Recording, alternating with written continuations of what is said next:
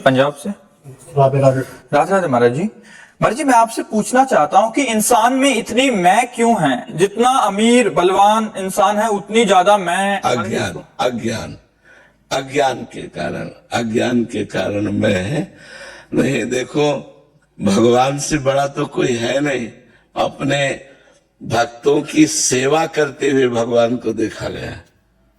भगवान अपने भक्ति के लिए रथ हाँक रहे हैं। अर्जुन भक्त है ना, इतने बड़े भगवान होके वहां बैठे हैं जहां अर्जुन की जूतियां है मतलब बड़ी विचित्र बात है।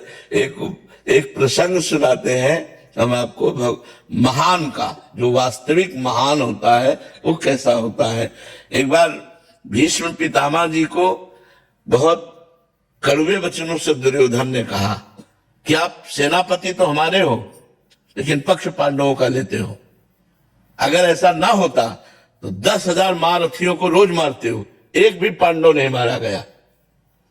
जब बार बार वचनों का ऐसा प्रहार किया तो आवेश में आकर 5 बार निकाल लिए और कहा कल अगर जीवित रहा तो 5 पांडव मारे जाएंगे। अब तो खुशी की लहर दौड़ गई कि भीष्म प्रतिज्ञा होती है। अब ये गुप्तचर लगे रहते थे, दोनों शिविरों में गुप्तचर रहते थे। तो तुरंत गुप्तचर गए और पांडवों से बताया कि तुम्हारे मारने के लिए भीष्म पितामह जी ने 5 बार निकाल ली और प्रतिज्ञा कर ली। तो ये बात भगवान श्री कृष्ण को भी, द्रौपदी जी को भी, 5 पांडवों को कोई फिक्र नहीं। भगवान गए और उनका सूचना मिली तुम्हें? हाँ। बोले तुम तो ऐसे सब निश्चिंत बैठे हुए हो, क्यों? तुम्हें कोई विचार, कोई चिंता, कोई भय? बोले कुछ नहीं। बोले क्यों? बोले आप हो ना, जिसके चिंता करने वाले आप मुझे इसके विषय में क्या चिंता करनी? द्रौपदी जी से कहा ऐसा करो, तुम तैयार हो बहु रूप में, और यहां से घूंघट करो, आगे चलो और पीछे दासी के कपड़े हमें लाओ। दासी के कपड़े भगवान ले पहले, पीछे पीछे भगवान दासी रूप में, आगे आगे द्रौपदी स्वामिनी रूप में। दरवाजे के पास पहुंचे भीष्म जी, चूंकि महान बाल ब्रह्मचारी, तो बोले पादुका उतारो। पादुका लेकर पीताम्बर में लपेट कर ऐसे खड़े हो गए जैसे दासी खड़ी होती है। द्रौपदी जी अंदर गए, प्रणाम किया पितामह को, बोली नहीं, घूंघट करके। पितामह ने विचार, देखो बुद्धि बदलने वाले भगवान ही होते हैं। पितामह ने विचार किया अभी दुर्योधन गया हमसे प्रण करवा के, तो उसकी पत्नी आई होगी आशीर्वाद लेने, तो उनका सौभाग्यवती हो। तो द्रौपदी जी ने पर्दा हटाया और कहा वो बात सत्य माने या ये बात सत्य माने आपकी? अभी कुछ समय पहले आप प्रण करते हो, 5 बाण निकालते हो कि 5 पांडवों को मार देंगे, और संध्या का समय है और इस समय मुझे आशीर्वाद देते सौभाग्यवती भव। मैं ये मानू सत्य बात या वो सत्य बात मानू? भीष्म जी के होश उड़ गए। बोले वो कहा जो तुम्हें हाल आया है क्योंकि जान रहे कि मुझे चक्कर में फंसा दे, इसका मतलब वो है। वो कहा है? उतरे और दरवाजे पे देखा तो दासी वेश में। तो एक आवेश आया गुस्सा का, और ऐसे ऊपर को वस्त्र पकड़ा, ऐसे खींचा और कहा, तो जूतियां देखी दो। भीष्म जी अवाक रह गए।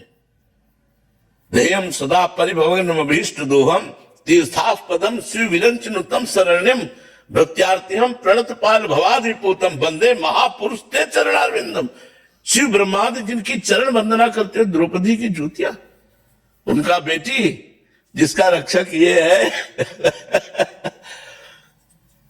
तुम्हारे पतियों का बाल बाका भी नहीं हो सकता। जिसका ये रक्षक है उसको कौन मार?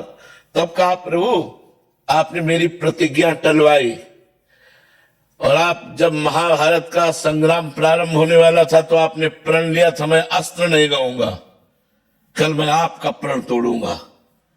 आज आपने मेरा प्रण तोड़ा है, कल मैं आपका प्रण तोड़ू। भगवान ने कहा भक्ति के लिए अपना प्रण तोड़ना मुझे सहज है। भक्ति के लिए अपना प्रण तोड़ना मुझे, अपनो प्रण विसार भगत को पूर्व प्रण निभाओ। वही हुआ, दौड़ पड़े भगवान रथ का पहिया लेकर के भीष्म पितामह को मारने के लिए, जब अर्जुन के ऊपर बाणों की बौछार कर दी। तो इतने महान भगवान हो करके देखो कैसे अपने भक्तों के लिए कैसे। तो भला कोई ऐसा धनी है जो अपने भक्त को संग्रहणी रोग हो जाए, बार बार टट्टी जा रही हो और वो साफ कर रहा हो? नौकर लगा सकता है, लेकिन स्वयं नहीं। माधवदास बाबा जगन्नाथपुरी में बीमार हो गए, बार बार शौच, अब कोई सेवा में नहीं, तो स्वयं जगन्नाथ जी उनकी मल भरी लंगोटी धोकर समुद्र से और ऐसे फैलाते और दूसरी पहनाते। जब उन्हें होश आया तो सोचा ये कौन कर रहा है, तो देखा भगवान। तो भगवान से कहा, अरे प्रभु आप? बोले तो क्या हुआ? बोले प्रभु आप अनंत सेवक, अनंत ब्रह्मांड आपका, और आप सेवा कर। तो बोले तुम्हारे को ये पता होना चाहिए कि जो मेरा भजन करता है और मेरे सिवा जिसका कोई नहीं होता, तो मैं स्वयं उसकी सेवा करता हूं, अपने कर कमलों से स्वयं सेवा करता हूं। तो ये जो अज्ञान है, इसके कारण अहंकार ने, कौन धनी? लक्ष्मीपति से बढ़कर कौन धनी है? भगवान से बढ़कर कौन धनी है? केवल कोरा अहंकार है, अज्ञान के कारण कुछ नहीं है। मरोगे तो क्या लेके जाओगे?